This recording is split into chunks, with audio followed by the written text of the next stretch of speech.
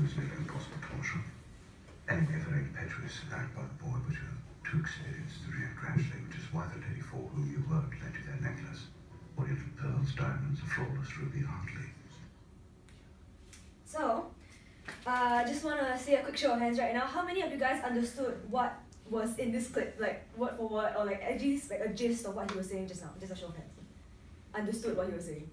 Okay, who didn't understand what he was saying? Okay, so everybody just look around. Yeah, I didn't understand it either, and I've watched it about like 26 times. So trying to rehearse this. So I'm sure as many of you guys have identified from Robert Downey Jr.'s beautiful face, this is from Sherlock Holmes in 2009. It's a film that a lot of people have watched and a lot of people, wanted to watch. Most of you did not understand the clip, but that's okay because for most of you, Chinese subtitles are shown in films. In almost every film, in almost every theatre, films would have Chinese subtitles layered at the bottom. So most people would be able to understand it so long as they were able to read it. And this brings me to my point for the day. Chinese privilege is something that we see very common in Singapore. So let's start off with local racism in the country. And okay, I know what some of you guys are thinking, we celebrate racial harmony every year in our schools. We're a pretty integrated society, there's the common space policy, we're all living together in great harmony. But, so most people view our nation as representative of racial equality. We've grown out of the riots of our past, we're now blind to color, everything is more or less, okay, race is not really a problem anymore. Yet racism today has evolved to not just be defined by riot and violence. Today, we see neo-racism, 21st century version of racism, where racial bias has gone from being explicit to something that's more inherent and passively expressed. While we are conscious of the strict boundaries drawn around racism in our country, people know not to step out of these lines. They know not to blatantly express their racism to others. But it still has room to exist so long as these boundaries between our races, these differences are always clearly expressed and always clearly shown. It's inherent, it's passive, and yet it's just as threatening as it was before. In even the littlest of things, we see how racism shows itself. Whether it be in jokes, just casually made out of stereotype to your friends, or hearing your parents tell you when you were kids that the Apa Nenek will come and get you when you don't finish your food. Yep, see, relation, right? Everyone can relate. So, it manifests itself quietly. We see racism in every little part of life. And while few may outwardly show the distaste for someone of a different race, some mindsets have remained. So, even though this is quite a terrible issue in itself, this inherent racism isn't exactly what we want to target today for our project. Sure, it's tough to completely change a person's thoughts on a whole group of people, but when society grants one specific group privilege over the rest, that's when we have privilege. That's when the problem arises as well.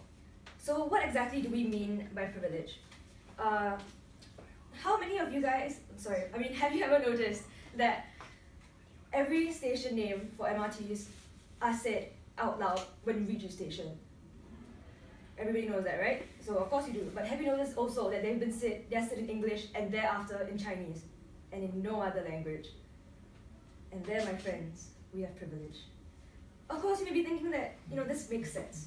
In a nation where almost 70% of the population is Chinese, it makes sense that perhaps some things may be more catered to one race as opposed to the other.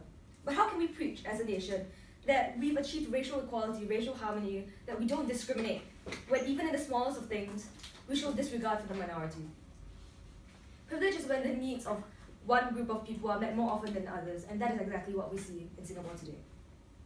So let me just bring up another example. We have Nadia Rahmat. This is an issue that I'm sure quite a lot of people have heard of. It's been shared a lot of times on Facebook. She represented Singapore for the Atlas of Beauty, a project where one single photographer went around from country to country to try to photograph what was the standard of beauty over in that nation.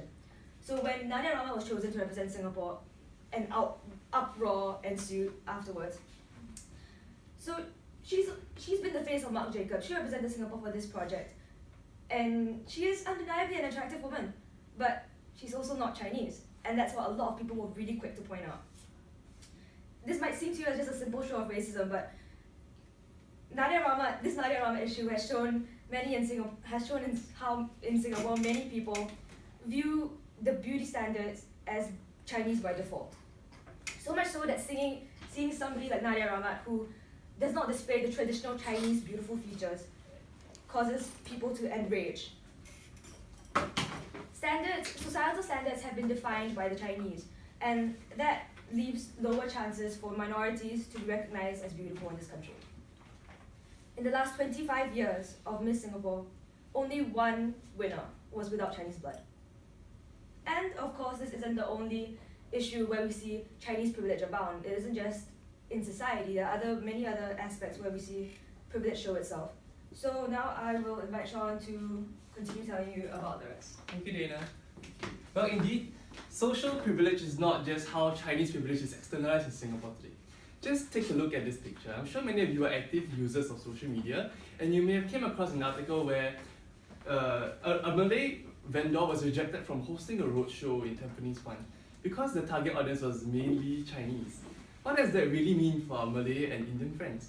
It just means that their needs, economic needs in fact, to earn money for themselves for a living, are being compromised just for the sake of catering to the majority Chinese race. And if you think that this is just an isolated incident in 21st century Singapore where racism or Chinese privilege is just a fluffy concept, well, just take a look at what I found in the newspaper today. I saw these job ads that look seemingly harmless. They look standard, run of the mill, right? But look closer and you actually see that in every single one of them, they have an explicit bilingual requirement where they need people to speak Chinese. And this is how Chinese privilege is manifested in a society today, where not everyone's mother tongue is equal to one another. And this is really not fair to all of us. The fact that we have privilege over another just because of the language we speak, it affects the jobs we can get. In fact, let's go on to the next example on Prima Deli. Well, you might think that this is a very lovable bakery where you can get sweet cakes, right?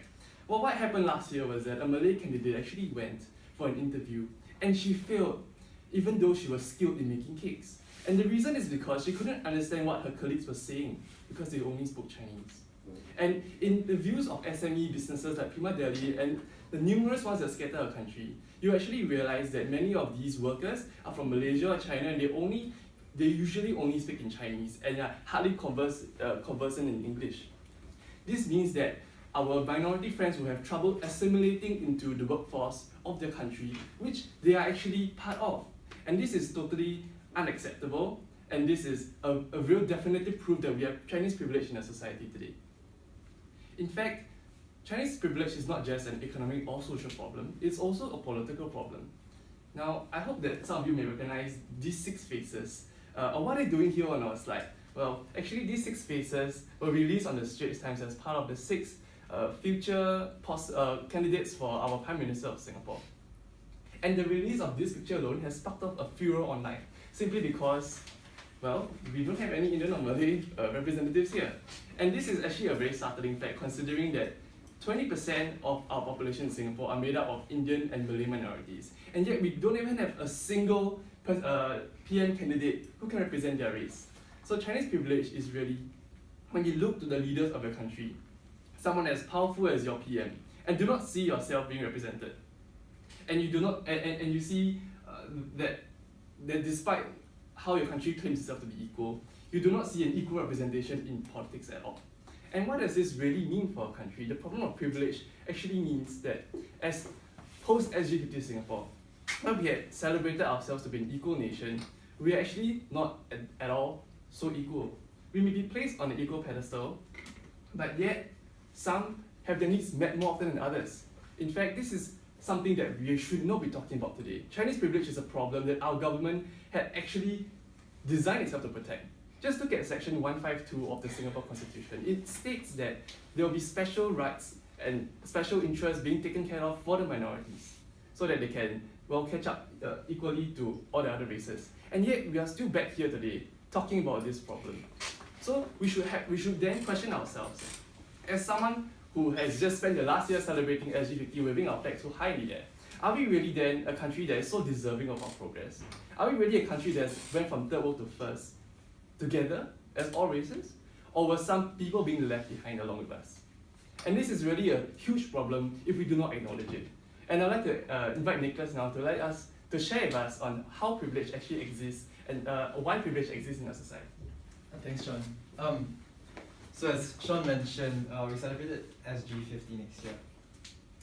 This was a vision laid out for us at the start of our 51 years ago, that we really said that this shouldn't be a Malay nation or a Chinese nation or an Indian nation, that everyone should have a space equal. Can we echo this sentiment today? Are we proud to say that we have built the nation that our forefathers have dreamt of? Today, as I'm going to tell you about a solution. I'm not going to focus on specific policies per se, because it's really a hit and miss thing, but I'm going to focus on what we are currently doing that's wrong, which is silence. So how often do you hear people talking about racism or Chinese privilege? How often do you see it on social media, or TV, or papers? The thing is, we don't talk about it because number one, we do not know it exists. Number two, if we know it exists, we don't bother talking about it because it's not worth talking about. So might suggest that the reason that we don't talk about it is because our government refused to admit that it exists, the problem exists. So our government does talk about racism, just mention briefly. So things like our government say would be like, it's a time-to-time issue, a work in progress. And these are actual words that PMD actually said in 2015.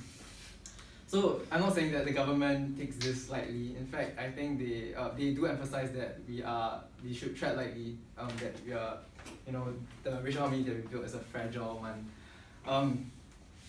But what they're not doing is that they're not telling us that there is already a gaping hole in this social harmony that we built, and there's a problem that we need to address, not just to tolerate.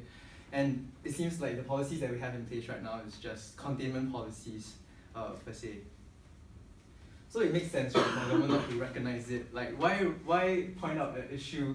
Why point out such a big issue in our society when we are a role model for a lot of countries in the world? I found this online. Quick Google search.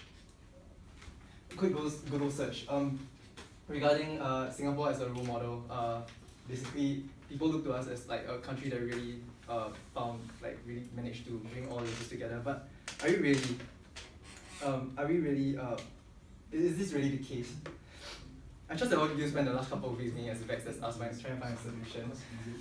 And yeah, they really should have told us to have a solution in place like week one. But yes, we have one idea, and that is to look at our government. So what we should need to do is to start pressuring our government to start addressing the issue explicitly, saying that yes, this is an issue and we need to address it. So what this creates is ultimately awareness, and don't undermine the power of awareness, because, for example, the LGBT issue, just 5 years ago, we didn't know much about it. I would use the word, I'm sorry for the use of this word, faggot. I use it so often, but it's really harmless in the past, but today it's a really, really sensitive word. It's genuinely offensive, in case you're still using it. So yeah, that's the power of awareness. So let's not undermine it. Let's start being aware of the issue. It may be a long way forward before our government recognizes the issue, if they recognize it at all, but today I just want to issue you a challenge to start talking about it in a meaningful manner, in a honest manner with your own friends. If you're Chinese, start talking to your friends of minority groups about it and empathize with them. And it's only then that we can truly build an equal society, one that belongs to all races regardless of language, race, or religion. Thank you. Okay, question?